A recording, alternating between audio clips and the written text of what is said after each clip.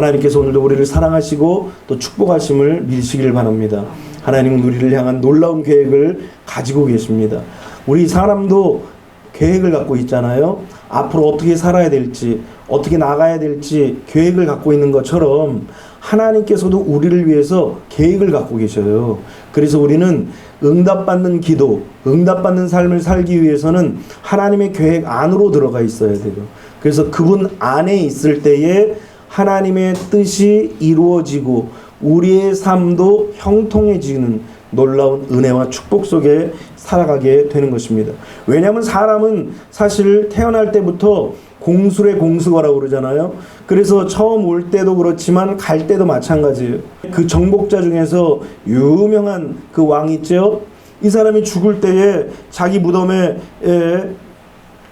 바깥에다가 손을 딱 내놓으라는 거예요. 그래서 모든 사람에게 많은 것을 얻은 것 같지만 그럼에도 불구하고 아무것도 소유하지 못하고 떠나는 것이 인생이라고 이야기하고 가르쳐준 알렉산더 대왕이 그렇게 마지막을 장식했던 것입니다. 세상에 다 모든 것들을 다 정복한 그런 대왕이었지만 그럼에도 불구하고 인생을 마감하는 그 순간 속에서는 아무것도 소유하지 못했더라는 거예요. 부귀와 명예와 또 지식과 돈도 마찬가지라는 거예요. 아무리 이 땅에 우리가 소유하고 싶다고 해도 떠나면 그만인 것입니다. 그렇게 따지고 보니까 하나님께서 우리에게 주신 모든 것들이 다 은혜요 감사라는 거예요. 그래서 디모데전서 4장 4절에는 뭐라고 말씀하시냐면 하나님께서 지으신 모든 것이 선함에 감사함으로 받으면 버릴 것이 없도다 그랬어요. 하나님께서 우리에게 주신 모든 것, 그것이 다 하나님이 우리에게 주신 선물이고 은혜라는 거예요. 그래서 하나씩 하나씩 따져보면 그 모든 것이 하나도 버릴 것이 없더라는 거예요. 이 사실을 깨달은 사람들은 하나님 앞에 감사할 수밖에 없는 거예요. 여러분들의 인생도 찬찬히 한번 생각해 보세요. 뒤를 돌아보면 야, 이런 순간도 있었구나, 저런 순간도 있었구나, 이런 일도 있었구나, 저런 일도 있었구나. 그런 순간순간 어떤 사건을 지나오면서 그 사건, 그 순간에 우리가 자칫하면 미끄러져 넘어질 수도 있는 그런 상황 속에서 하나님이 건지는 일들을 수없이 많이 경험했을 거예요. 그 상황과 그 사건 속에서 하나님이 건져주시지 않으셨다면 우리는 한순간도 이 땅에서 숨을 쉴 수 없는 존재라는 것입니다. 그래서 하나님 앞에서 우리의 삶의 모든 것들은 버릴 것이 없는 거예요. 그저 감사할 따름인 것입니다. 왜냐하면 하나님이 모든 것들을 다 우리에게 주셨기 때문인 것입니다. 그 중에 가장 귀한 것을 우리에게 주셨는데 그것이 무엇이냐? 바로 예수 그리스도라는 거예요. 이것을 알고 깨닫는 자가 하늘에 속한 자예요. 여러분, 하나님께서 야곱과 에서 이 두 사람이 쌍둥이잖아요. 쌍둥이에 뭐 어떻게 하다가 먼저 나올 수도 있고 어떻게 하다 늦게 나올 수도 있는 그런 상황인데, 그런데 하나님께서 야곱은 사랑하시고 에서는 미워하셨대요. 왜 그래요? 야곱은 벌써 태어나서부터 하나님을 경외하고 하나님의 것을 귀하게 여기고 하늘의 것을 소망하는 사람이었습니다. 에서는 땅의 것을 소망한 거예요. 그러니까 택함 받은 사람들은 아예 존재 자체가 하늘의 것을 소망합니다. 그러나 반대로 택함 받지 못한 사람들은 땅의 것이 전부인 줄 알고 사는 거예요. 몰랐을 때는 그럴 수 있어요. 이전에 몰랐을 때는 그냥 이 땅밖에 없는 줄 알고 사니까 그럴 수 있어요. 그런데 이제 딱 복음을 받아들이고 예수 그리스도를 알고 나서부터는 이 땅에 소망을 두는 것이 아니라 저 영원한 천국에 소망을 두고 우리 예수님께 소망을 두는 거예요. 그러다 보니까 예수님을 우리에게 주신 것, 이것이 바로 우리에게 전부를 주셨다는 사실을 비로소 깨닫는 거예요. 그래서 하나님 앞에 예수 그리스도를 우리에게 주신 그 하나님 앞에 감사하고 찬양하고 경배를 드리는 거예요. 오늘 우리도 예배 전에 찬양하고 박수를 치고, 왜 박수 쳐요? 기쁘라고, 흥겨울 하고, 재밌으라고 박수 치는 것이 아니에요. 하나님 앞에 감사해서, 하나님 앞에 너무나 고마워서, 하나님 앞에 영광과 찬양을 드릴 수밖에 없어서 박수를 치는 거예요. 손을 들고 찬양할 수밖에 없는 거예요. 예수 그리스도를 우리에게 주신 그 하나님 아버지께 너무 감사해가지고 하나님 앞에 그렇게 우리는 찬양 드릴 수밖에 없는 것입니다. 모든 것이 다 하나님이 우리에게 주신 선물인데 가장 귀한 선물이 바로 예수 그리스도인 것입니다. 여러분들의 인생 속에서도 마찬가지예요. 여러분들이 50년 살면서 40년, 50년, 60년 살아가는 그 인생의 삶의 순간 속에서 가장 귀한 선물은 바로 예수 그리스도라는 사실을 믿으시기를 주님의 이름으로 축원합니다. 오늘 그 예수 그리스도를 믿을 때에 그러므로 말미암아 그 안에서 살아가야 한다라는 거예요. 예수님을 믿는 사람들은 예수 그리스도 안에서 사는 삶을 살아야 되는 것입니다. 왜냐하면 예수님을 믿는다라는 것은 삶의 의미를 깨닫는 거예요. 이전에는 내가 어디에서 왔는지, 나의 존재가 어디에서부터 시작되었는지 잘 몰라요. 또 무엇 때문에 살아가는지를 잘 몰라요. 그리고 종국적으로 어디로 가는지를 우리가 알지를 못하는 그런 방황하는 인생이에요. 왜 인생이 방황하고 왜 힘들어하고 왜 어려워하고 왜 세상의 것들을 추구하며 살아가느냐? 어디에서 와서 무엇 때문에 살고 어디로 가는지 알지 못하기 때문에 방황할 수밖에 없는 거예요. 그런데 예수님을 딱 만나는 순간, 예수님을 믿음으로 말미암아 내가 어디에서 왔는지를 딱 아는 거예요. 또 뭐 때문에 사는지를 아는 거예요. 전에는 돈 때문에 살았어요. 전에는 사람 때문에 살았어요. 전에는 뭐 내가 큰 일들을 이룰 수 있을 것 같아서 살았어요. 그런데 알고 보니까 예수 그리스도를 위한 삶이라는 사실을 비로소 깨닫는 거예요. 그리고 우리의 목적지가 달라지는 거예요. 삶의 방향이 완전히 달라지는 거예요. 그래서 예수 그리스도를 믿는 것은 삶의 의미를 찾는 거예요. 아직 내가 삶의 의미를 찾지 못하고 또 방황한다면, 이 방황한다라는 것이 뭐 세상 사람들의 방황하는 그 청소년처럼 산다는 그런 의미가 아니라 아직도 목적을 모르고 헤매고 사는 것을 방황하는 거예요. 내 삶의 목적을 모른다면 아직도 방황하는 거예요. 예수를 믿으면 삶의 의미를 깨닫게 되고 모든 방황 속에서 이제 종지부를 딱 찍는 거예요. 그래서 삶의 목표를 가지고 삶의 의미를 찾고 우리의 삶의 방향을 인도하실 그 하나님이 인도하시는 그 길을 따라 살아갈 수 있는 것, 그것이 바로 예수 그리스도를 믿는 삶이고 예수 그리스도 안에 행하는 삶인 것입니다. 그래서 오늘 우리는 함께 주 안에서 행하는 삶을 살기 위해서 어떻게 해야 할지를 네 가지로 살펴보려고 합니다. 첫 번째는 무엇이냐면 주 안에서 뿌리를 박으라는 거예요. 여러분, 뿌리를 내리는 것은 굉장히 중요합니다. 식물도 뿌리를 어떻게 내리느냐에 따라서 거기서 줄기가 자라고 가지가 자라고 거기서 꽃이 피고 거기서 열매도 맺는 거예요. 이게 뿌리가 잘못 박히면은, 뿌리가 제대로 자리를 잡지 못하면은 그 식물이 죽는 거예요. 신앙의 삶도 마찬가지라는 거예요. 우리가 우리의 신앙의 뿌리를 잘 공급해 주실 수 있는 예수 그리스도께 우리의 뿌리를 잘 심어둬야죠. 우리의 뿌리를 그렇게 심어두지 못하면, 우리의 세상에서 우리의 뿌리를 심어두잖아요. 세상이 망할 때 같이 망하는 거예요. 물질이 망할 때 같이 망하는 거예요. 사람이 망할 때 같이 망하는 거예요. 사람도 의지할 존재가 아니에요. 물질도 의지할 존재가 아니에요. 권력도 의지할 존재가 아니에요. 세상의 모든 것들이 풀과 같고 꽃과 같은 거예요. 그래서 시간이 가고 날이 가고 달이 가면 풀과 꽃이 어떻게 돼요? 시들어 버려요. 여기 며칠 전까지만 해도 그 호접란이 이쁘게 펴져 있었는데 앙상한 가지만 남았어요. 저희들이 일부러 버리지도 않고 가만 놔뒀어요. 그렇게 이쁜 꽃이 몇 개 탁 핀 게 얼마나 이뻤어요. 사랑스럽잖아요. 그런데 그게 하나씩 떨어지더니 앙상한 가지만 남는 거예요. 우리가 뿌리를 잘못 내리면 꽃도 풀도 다 시드는 거예요. 잘 뿌리가 내린 것 같아도 영원한 것은 이 세상에 아무것도 없다라는 거예요. 오직 영원한 분은 예수 그리스도밖에 없는 것입니다. 그래서 이사야서 26장 3절로 4절에 뭐라고 우리에게 가르쳐 주시냐면, 주께서 심지가 견고한 자를 평강하고 평강하도록 지키시리니 이는 그가 주를 신뢰함이니 그랬어요.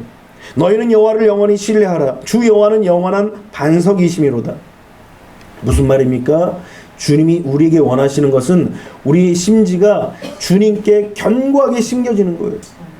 그래야만 아무리 비바람이 불고, 이 비바람이 뭐예요? 세상의 유혹이에요. 세상의 시험이에요. 세상에 우리를 넘어뜨리려고 다가오는 현혹하는 그런 것들이에요.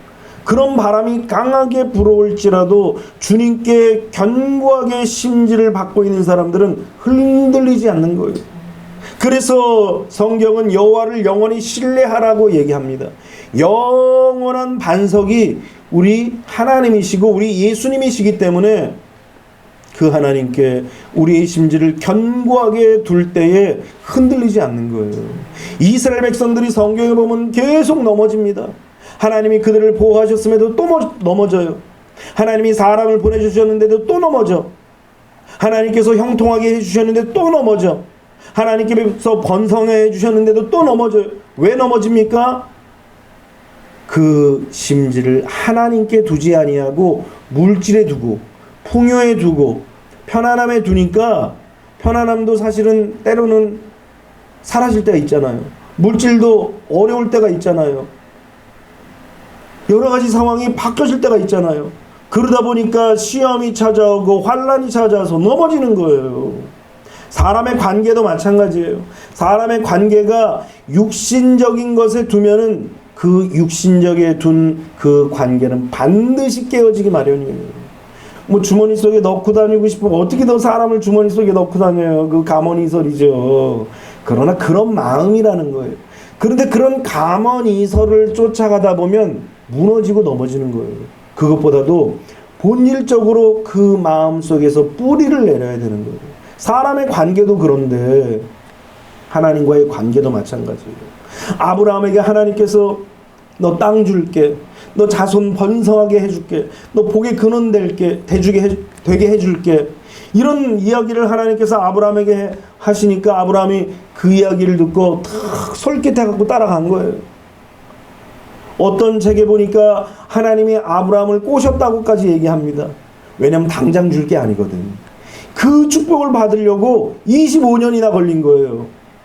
그런데 25년 동안 그냥 허송세월 보낸 것이 아니라 25년 동안 하나님께서는 아브라함으로 하여금 하나님께 뿌리를 받게 하시는 시간을 갖게 하시는 거예요. 뿌리를 잘 내려야 되는 거예요. 사람과의 관계도 그렇고 신앙도 마찬가지, 하나님과의 관계도 마찬가지. 우리의 뿌리를 하나님께 깊이 둬야 돼요. 그래야 흔들리지도 않고 넘어지지도 않고 쓰러지지도 않는 굳건하게 세워진 그런 반석에 세워진 그런 나무와 같이 든든해질 수 있는 것입니다. 두 번째는 세움을 입으라는 것입니다. 이는 주 안에서 건축하는 것을 말하는 거예요. 여러분, 뿌리가 잘 땅에 박혀 있으면은 이제 그것이 어떻게 돼야 돼요? 자라야 되는 거예요. 마찬가지로 단단한 반석 위에 뭔가 이제 털을 잡았다면 그곳에 이제는 아름다운 건물을 건축해야 하는 것입니다. 이제 신앙생활이라는 것은 건물을 건축하는 것과 똑같은 거예요. 여러분들이 이렇게 예배하고 찬양하고 기도하면서 여러분들의 집을 지으는 거예요. 마치 벽돌 한 장을 쌓는 것처럼 기도 한마디로 벽돌 한 장을 올리고 찬양 한 소절로 이제 벽돌 한 장을 또 올리고, 그런 마음으로 하나님 앞에 우리 신앙의 집을 이렇게 지어 올리는 것입니다. 그래서 유다는 우리의 그 삶 속에서 우리 자신을 건축하라고 얘기합니다. 유다서 1장 10절에 사랑하는 자들아, 너희는 너희의 지극히 거룩한 믿음 위에 자신을 세우며 성령으로 기도하며 그랬어요. 믿음 위에 자신을 세우라고 그랬어요. 예수 그리스도를 중심으로 해서 우리의 신앙의 뿌리를 내렸다면 그 위에 우리는 우리 자신을 아름다운 모습으로 건축해 나가야 됩니다. 만일 우리가 우리 자신의 이름을 위해서, 우리 자신의 명예를 위해서 집을 세운다면 그 집은 어떤 집과 똑같으냐? 바벨탑과 똑같은 거예요. 가정도 마찬가지입니다. 내 행복만을 위해서 살아간다면, 내 어떤 기쁨만을 위해서 추구한다면, 내 어떤 만족만을 위해서 추구한다면 그 가정, 그 공동체, 그 개인은 마치 바벨탑을 쌓는 것과 똑같아요. 바벨탑은 결국은 어떻게 돼요? 무너지는 거예요. 하나님을 떠난 탑은 아무리 높이 쌓아도 아무리 견고해 보여도 무너질 수밖에 없는 거예요.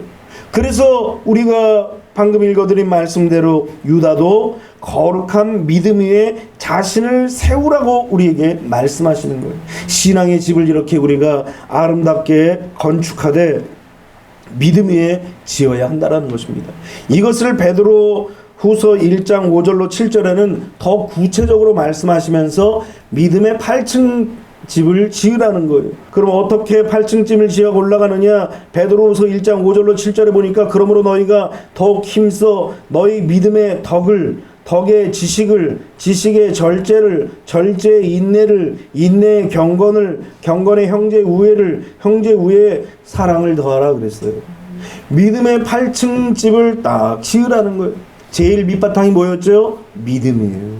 믿음에서부터 시작된 우리의 신앙의 집이 그 위에 덕도 있는 거예요. 근데 사람들이 덕을 앞세우려고 합니다. 덕을 또 다른 말로 선행이라고도 표현할 수 있죠. 선행을 앞세울 때가 있어요. 하나님 앞에서의 나의 선행은 의미가 없는 거예요. 아무리 인간이 구원을 받고자 하기 위해서 선행을 행한다고 하지만 이 선행은 큰 의미가 없어요. 그래서 성경은 우리에게 신앙의 집을 지는 맨 기초가 무엇이냐? 바로 믿음이라고 우리에게 가르쳐주는 거예요. 그 위에 뭘 쌓으라고요? 선행이라는 덕을 쌓으라는 것입니다. 이 선행이라는 덕 위에 뭘 쌓아야 돼요? 지식을 쌓는 거예요. 지식이 앞서면 어떻게 해요? 사람들을 판단하게 돼요. 지적질하게 돼요. 사람들의 잘못들을 꼬집게 돼요. 그래서 믿음과 그리고 그 덕, 그 위에 지식을 쌓으라고 이야기하면서 그 지식도 마음대로 활용하는 것이 아니라 그 위에 절제라는 집을 또 지으면서 우리 자신을 조절할 것을 성경은 우리에게 말씀하시는 것입니다.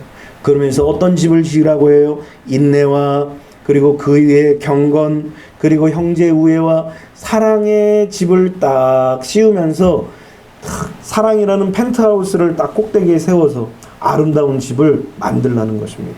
그러니까 신앙의 집을 이렇게 아름답게 세워야 비로소 하나님 앞에 인정받는 신앙의 집이 되는 거예요. 그 신앙의 집을 짓는 과정이 얼마나 힘들겠어요. 얼마나 어렵겠어요. 그래도 8층 집을 아름답게 질 것을 바라보고 꿈꾸면서 인내하면서 한층 한층 올려가는 것이 바로 신앙 생활인 것입니다. 오늘 여러분들이 이런 신앙의 아름다운 집들을 다 짓게 되시기를 주님의 이름으로 축원합니다. 세 번째는 믿음에 굳게 서야 한다는 것입니다. 여러분, 세상을 이기는 승리는 명예도 아니고 또 사람도 아니고 또 뭐 지위도 아니고 돈도 아니에요. 세상을 이기는 이김은 이것이니 곧 우리의 믿음이라고 얘기합니다. 그러니까 결국 우리는 믿음 위에 굳게 세워야 돼요. 앞서 말씀드린 대로 모든 신앙의 집의 기초가 뭐라고 그랬죠? 믿음인 거예요. 우리 고린도전서 13장에도 말씀하고 있지만 믿음과 소망과 사랑 이 세 가지는 항상 있을 것인데 그 중에 제일은 사랑이라고 말했습니다. 그 중에 제일은 사랑이라고 말씀하신 이유는 나중에 예수님께서 오셔서 이제 우리가 들림받고 천국에 가면 믿음도 패하고 소망도 사라집니다. 그런데 남는 것이 하나 있는데 그것이 바로 사랑이에요. 그런데 이 사랑을 이루기까지 무엇이 필요하느냐? 무엇이 기초가 되어야 되느냐? 바로 믿음이 기초가 되어야 되는 거예요. 여러분, 우리 뭐 부부간에 또 서로 사귀는 사람 사이에서 뭐가 중요해요? 사랑도 중요하고 소망도 중요하지만 가장 중요한 게 믿음이에요. 믿음이 없으면 내일에 대한 희망과 소망 못 가져요. 아니, 믿음이 없는데 내일 어떻게 될지 무슨 상황이에요? 믿음이 없는데 뭔 사랑을 해요? 그냥 순간적인 찰나적인 그냥 좋아하는 그런 불나방 같은 사랑일 뿐이지요. 그렇기 때문에 사람과의 관계든 아니면 신앙이든 이 중요한 것이 바로 믿음인 거예요. 우리 신앙생활 속에서도 그래서 믿음을 끊임없이 강조하는 이유가 무엇입니까? 그것은 바로 이 믿음을 통하여서 내일을 바라볼 수 있고 이 믿음을 통하여서 하나님의 사랑을 느낄 수가 있기 때문인 것입니다. 그래서 히브리서 11장 1절과 2절에는 믿음은 바라는 것들의 실상이요 보이지 않는 것들의 증거니 선진들이 이로써 증거를 얻었느니라 그랬어요. 그런데 이 선진들이 증거를 얻었다는 말이 무슨 말이냐면은 이미 우리의 믿음의 조상들이 이 믿음으로 인하여서 칭찬을 받았다는 거예요. 이미 그 믿음을 가졌던 그 믿음의 선조들이 그 믿음으로 인하여서 하나님 앞에 칭찬을 받았기 때문에 우리도 그 믿음을 가지면 똑같이 칭찬을 받는다는 얘기예요. 그래서 우리 신앙의 집에서 가장 중요한 기초가 바로 이 믿음인 것입니다. 반대로 믿음이 없는 자는 어떻습니까? 바람에 밀려 요동하는 갈대 같은 거예요. 이런 자들은 아무것도 주께 얻으려고 생각하지 말라는 거예요. 야고보서 1장 6절로 8절에 보니까 오직 믿음으로 구하고 조금도 의심하지 말라. 마치 바람에 밀려 요동하는 바닷물결 같으니 이런 사람은 무엇이든지 주께 얻기를 생각하지 말라. 두 마음을 품어 모든 일에 정함이 없는 자로다. 믿음이 없다라는 얘기는 두 마음을 품고 있다라는 거예요. 상대방에 대해서도 마찬가지예요. 하나님께서 대해서도 마찬가지예요. 두 마음을 품는 사람은 결코 믿음이 없어요. 그러다 보니까 소망하지 않아요. 내일에 대한 소망 없어요. 지금 당장이 중요한 거예요. 내일에 대한 미래에 대한 계획, 미래에 대한 어떤 설계 그런 거 없어요. 그냥 지금 당장의 모습이 중요한 거예요. 그러다 보니까 세상적인 세속적인 사랑에 불과한 거예요. 여러분 헬라에는 사랑을 네 가지로 얘기합니다. 뭐라고 얘기하죠? 첫 번째는 에로스의 사랑을 얘기합니다. 두 번째는 친구 간의 우정을 얘기하는 필레오라고 얘기해요. 또 세 번째 사랑은 그보다 조금 더 나은 부모가 자식을 사랑하는 그런 사랑이 있어요. 그리고 또 마지막에 사랑이 뭐예요? 끝없는 아가페 사랑이 있다라는 거예요. 그래서 성경에서 말하는 이 사랑을 이렇게 얘기하고 있는데 아가페의 사랑을 주로 얘기하고 있습니다. 그런데 우리는 아가페의 사랑은커녕 부모가 자식을 사랑하는 스톨게의 사랑까지도 가지를 못해요. 베드로도 그런 고백을 합니다. 예수님이 너가 나를 아가페로 사랑하느냐? 아니요, 저는 필요로 사랑합니다. 그저 우정일 뿐입니다. 이런 얘기예요. 그런데 우리는 때로는 우정까지도 가지 않아요. 어디에서 멈춰요? 에로스에 멈추는 거예요. 에로스가 뭐예요? 조건적인 사랑이에요. 네가 나를 사랑하냐? 그럼 나도 사랑해 좀 보고. 네가 나를 좋아하냐? 그러면 나도 좀 좋아해 보고. 이것이 바로 세상적인 사랑인데 우리가 그 사랑에 머물 때가 있더라는 것입니다. 왜 그렇습니까? 믿음 위에 서지 못하기 때문에 그런 거예요. 믿지 못하니까 내일도 없고 믿지 못하니까 사랑도 없는 것입니다. 그래서 우리는 우리 신앙이 반석이라는 그런 위에 세워져야 돼요. 이 반석이 누구예요? 예수 그리스도잖아요. 예수 그리스도를 믿는 그 믿음 위에 우리가 세워져야 바람이 불고 창수가 나도 넘어지지 않고 쓰러지지 않는 그런 건강한 그런 건물이 세워질 수 있는 것입니다. 로마서 4장 16절에 보니까 그러므로 상속자가 되는 그것이 은혜에 속하기 위하여 믿음으로 되나니 이는 그 약속을 모든 후손에게 굳게 하려 하심이라. 율법에 속한 자에게 뿐만 아니라 아브라함의 믿음에 속한 자에게도 그러하니 아브라함은 우리 모든 사람의 조상이라. 하나님 앞에 복을 받는 상속자가 되는 것은 육신의 혈통으로 되는 것이 아니라는 거예요. 아까 말씀드린 대로 에서와 야곱 누가 장자예요? 먼저 태어난 놈이 장자죠. 근데 하필 에서가 먼저 태어난 거예요. 그런데 에서의 성품을 보니까 아주 호방한 성격이에요. 이 아이가 그냥 어린 아이부터 골목대장입니다. 밖에 나가서 들에서 사냥하는 거를 좋아하고, 여러분 지금도 마찬가지지만 고대 시대의 최고의 남자가 누구겠어요? 사냥 잘해오는 남자가 최고죠. 먹을 것 잘 구해오는 남자가 최고죠. 그래도 야곱은 어떻게 해요? 집에서 맨날 엄마 치맛자락만 붙잡고 있는 거예요. 그저 부엌으로 가면 치맛자락 붙잡고 부엌으로 쫓아가고, 냇가에 가면은 그 냇가로 쫓아가고, 우물가에 가면 우물가에 쫓아가고, 그냥 할아버지 아브라함만 바라보면서 그냥 집에 머물고 있는 거예요. 그러니까 이삭이 굉장히 사실 소심한 성격이거든요. 내성적인 사람인데, 이삭이 볼 때에 역시 장자는 에서야, 에서가 최고야, 에서가 딱이야, 그러면서 에서를 높여준 거예요. 그런데 하나님이 보실 때는 관점이 틀린 거예요. 에서는 너무 세상적인 거예요. 너무 육신적인 거예요. 눈에 보이는 것, 육신적인 것, 세상적인 것, 세속적인 것, 이것만을 바라보며 살아간다라는 거예요. 그러다 보니까 하나님께서 사랑하신 자는 누구예요? 첫째였던 에서가 아니라 집에서 늘 엄마 치맛자락 붙잡고 있었던 야곱이었던 거예요. 오히려 야곱이 엄마 치맛자락 붙잡고 있으면서 할아버지 아브라함에게 또 아버지 이삭에게 배웠던 그 신앙을 본받은 거예요. 그러니까 하나님의 관점으로 볼 때 우리를 무엇을 보시느냐? 믿음을 보시는 거예요.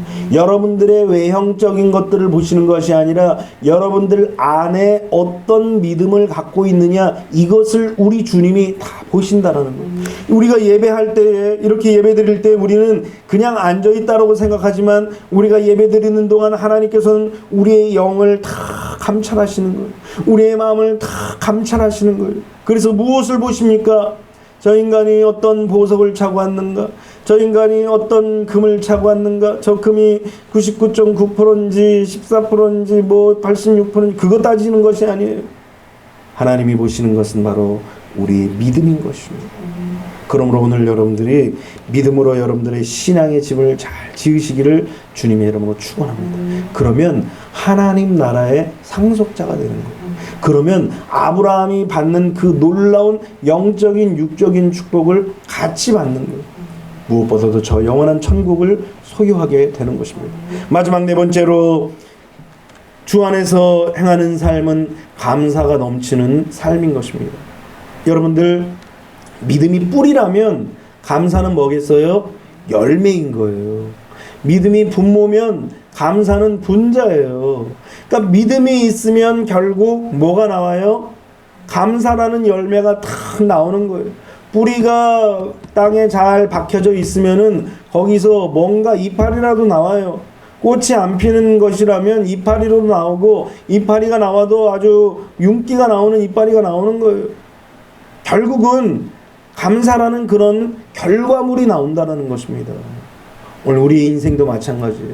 주 안에 있을 때에 터가 뿌리를 주 안에 받고 세움을 입고 믿음에 굳건하게 세워진 그 사람은 결국 무엇이 나오느냐? 그 삶 속에서, 그 입술에서 감사가 나오는 거예요. 여러분들이 앞으로 많은 사람들을 또 만날 텐데, 여러분들이 만남의 축복을 입게 되시기를 주님의 이름으로 축원합니다. 그 만남의 축복 중에 가장 큰 축복이 무엇입니까? 감사하는 사람을 만나는 거예요. 늘 입으로 감사하고, 늘 입으로 고맙다고 하고, 늘 입술로 감사를 고백하는 사람을 만나는 것, 이것이 가장 축복인 거예요. 계속 불평하고 원망하는 소리를 듣잖아요. 그러면 그게 전염되는 거예요. 이스라엘 백성들도 10명의 정탐꾼들이 불평하고 원망하니까 하나님께 찬양하고, 그때까지 40일 동안 하나님을 찬양하고, 하나님께서 우리에게 어떤 축복을 주실까, 이런 마음을 가졌던 그런 사람들이 10명의 정탐꾼들이 딱 한마디 던졌는데 그것으로 인하여서 다 불평하는 종자들이 돼버린 거예요. 그 이후에 아무리 여호수아와 갈렙이 감사의 이야기를 하고 승리의 이야기를 하고 약속의 말씀의 이야기를 해도 안 들어오는 거예요. 그러니까 여러분들의 인생 속에서도 마찬가지예요. 나도 다른 사람에게 축복의 사람이 돼야 되고, 다른 사람을 만나는 것도 축복의 사람을 만나야 돼요. 그 축복의 사람이 무엇이냐? 감사하는 사람이라는 거예요. 그래서 성경에서 뭐라고 얘기하고 있습니까? 그 안에 뿌리를 박으며 세움을 받아 교훈을 받은 대로 믿음에 굳게 서서 감사함을 넘치게 하라 그랬어요. 하나님 안에 있는 사람, 희망이 있는 사람, 소망이 있는 사람, 믿음이 있는 사람, 싹식이 있는 사람은 바로 감사함으로 그 열매를 맺는다라는 거예요. 오늘 여러분들이 이 감사를 통하여서 하나님께 영광 돌리게 되시기를 주님의 이름으로 축원합니다. 그러면서 우리 신앙이 아름답게 세워지는 것입니다. 여러분, 하나님께서 아브라함에게 독자 이삭을 바치라고 하십니다. 다 큰 아들, 다 기른 아들 아닙니까? 그럼에도 불구하고 이 하나님께서 아브라함에게 독자 이삭을 바치라는 거예요. 물질을 바치라고 그랬으면 아브라함이 아멘하고 전 재산 다 바쳤을 거예요. 그런데 아브라함에게 바치라는 것이 이삭이에요. 하필 눈에도 아프지 않은 그런 자신과 같은 분신과 같은 아들을 바치라는 거예요. 그런데 놀라운 사실은 아브라함이 불평 한마디가 없었던 거예요. 왜 그래요?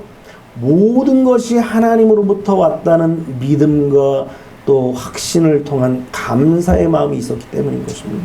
그러니까 하나님이 바쳐라 그러니까 군소리 없이 드리는 거예요.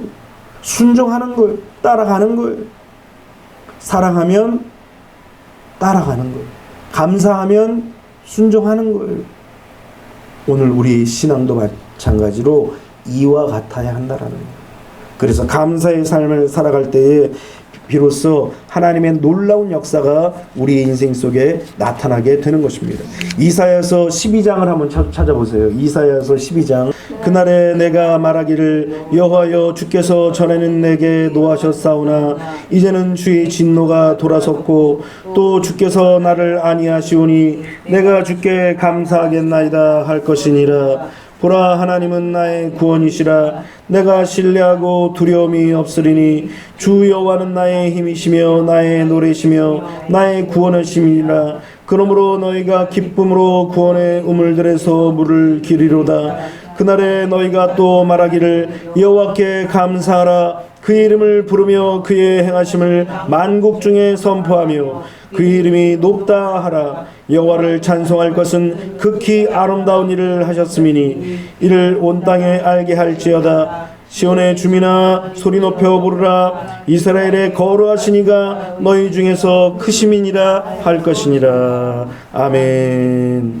야, 결국 뭐예요? 이스라엘 백성들이 포로로 잡혀갔다가 이제 돌아올 것을 바라보며 하나님 앞에 감사하고 찬양하는 것이거든요. 그러니까 결국은 하나님 앞에 누가 감사하느냐? 회복되고 또 고쳐지고 그리고 부흥의 역사를 경험하는 자들이 감사하는 거예요. 다시 조금 더 바꿔 뒤집어 얘기하면 회복될 사람, 또 부흥될 사람, 고쳐질 사람, 치료될 사람, 이런 자가 감사하는 거예요. 오늘 여러분들의 삶 속에서 하나님 앞에 감사함으로 말미암아 아름다운 집을 탁 지어져 하나님께 영광을 돌리는 그런 축복의 백성들이 되시기를 주님의 이름으로 축원합니다.